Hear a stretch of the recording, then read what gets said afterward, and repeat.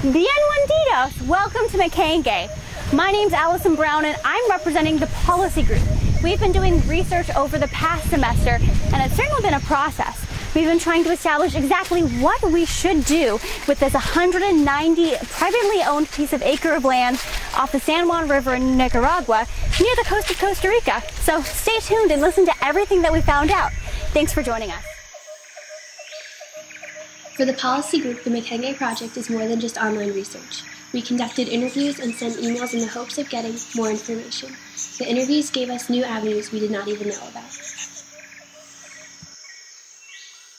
To get Makengue off the ground as a viable project, we have to follow one of two paths as a non-governmental organization. The first path is being a non-profit organization, which comes with all the prestige and the historical connotation of being non-profit, and also makes it easier to get benefactors and fundraising. However, the second option as a for-profit organization gives us a lot more control over how we get our funding and what we do with our funding. It also gives an opportunity for us to give back to the community in a way we see fit, and show that businesses are not all self-serving. And just as this river is teeming with life, the Makengue project is teeming with costs. There are many hidden fees that one may not even think about right off the bat, such as an environmental impact study, which is required to set up a preserve, and the many licenses that are required to make it a legal preserve. And then along with those fees, as the project moves along, there are the fees of actually building trails and what bridges are needed over those trails, along with a research center and many other possibilities that we are considering at this time. Trekking through this jungle is hard work, just like finding funding will be for Makengue project. However, the policy group has already laid out multiple options that we can take advantage of in order to create sustainable funding for our operations. The first one is through donations, monetary donations that can be solicited from individuals or companies.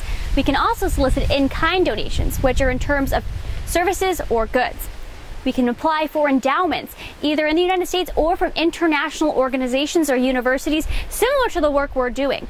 And the final method of financing that is unique to both profit and nonprofit non-governmental organizations is governmental grants. As long as we can get a branch of the government interested in the work that we're doing here, we can probably and most likely solicit money from them. Now, there are funding sources that are unique just to private organizations. Now, this, of course, would be in terms of selling goods or services. This would mean that when people come to Makengue, we can have them pay to get a guided tour of the land. Several things that our policy group has thought about all lead us to one thing: ideas to remember. Number one is not to start unsustainable projects. We don't want to make promises that we can't keep to ourselves and to the local community. The second is to start small. As an organization, we want to grow. We don't want to start large and not have the funding to be there when we need it. The third thing to remember is that all research goals must be prioritized. At any time, funding may drop, or a donator or benefactor might drop us, in which case we need to focus on the most important of our goals. The fourth thing to remember is that multi-facilitated funding, meaning that we have to have multiple funding, multiple means of income to provide all of our research opportunities with the best access to the best resources.